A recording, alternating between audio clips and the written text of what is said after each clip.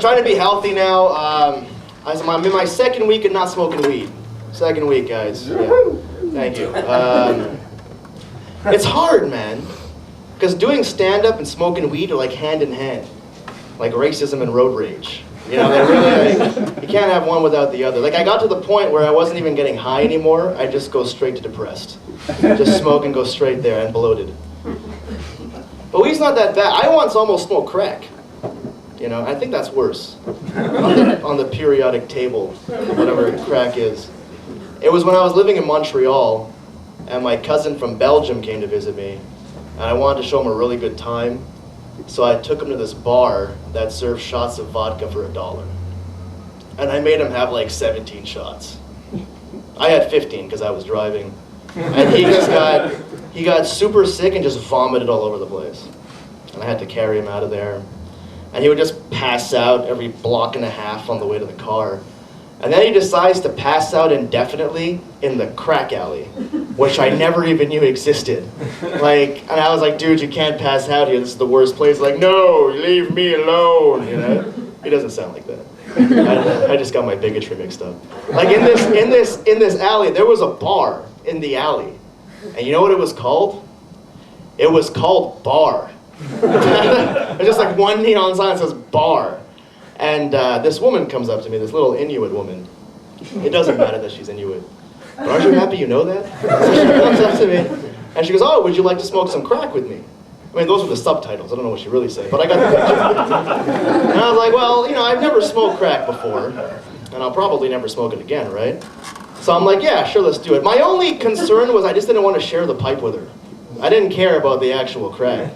And she goes, okay, let's do it. I just got to go borrow the pipe from that guy. And I was like, I got to make out with the both of you now. So we sit on a cinder block. He takes the first hit, because it's his pipe. She takes the second hit, and it gets to me, and the pipe is visibly empty. Like he had one of those see-through pipes, you know. And I said, you know, there's nothing left in here. And she goes, oh no, if you want to smoke, you got to go buy more.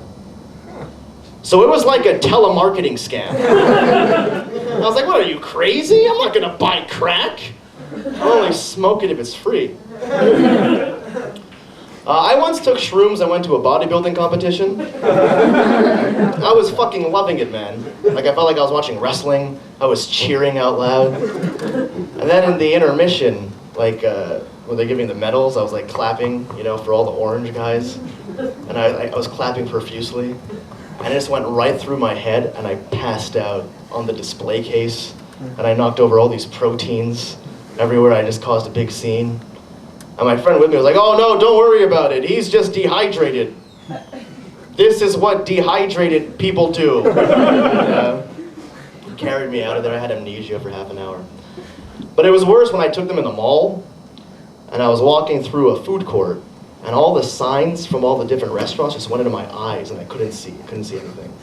So the same friend, I was like, oh, dude, I can't see.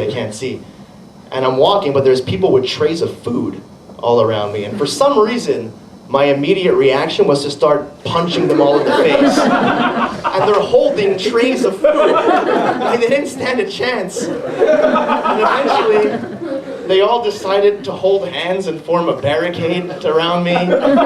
Some doctor tried to help me and see what's wrong, and I headbutted her in the mouth. And my friend was like, he's just dehydrated. Don't worry, he's just And then somebody gave me an orange crush, and I took a sip, and I was all better, like in one shot.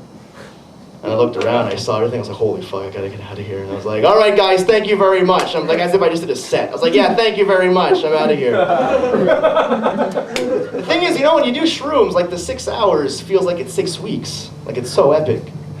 So for me, that event was just like a part of my trip.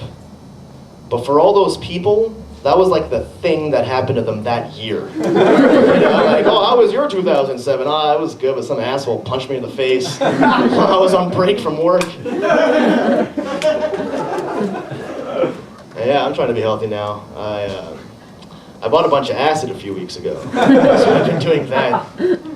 I gotta tell you guys, you know, like I choose that. Like acid wins. If I can live in this world or the other, then that's the, like I wanna like You know when you get a paycheck and they take a few bucks every check so that you can retire when you're... I want to do that with acid. Like if I could just dedicate my life to finding a lot of acid and putting it away, and then 65 is like, hola. No, that's wrong. It's the Spanish opposite version of that. Yeah, adios! Yeah. Thank you.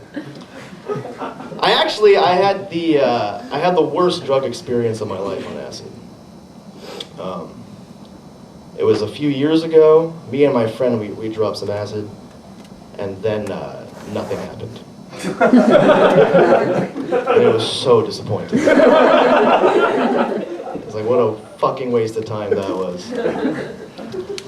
Well, guys, I guess, oh yeah, it was supposed to be a Valentine's Day show.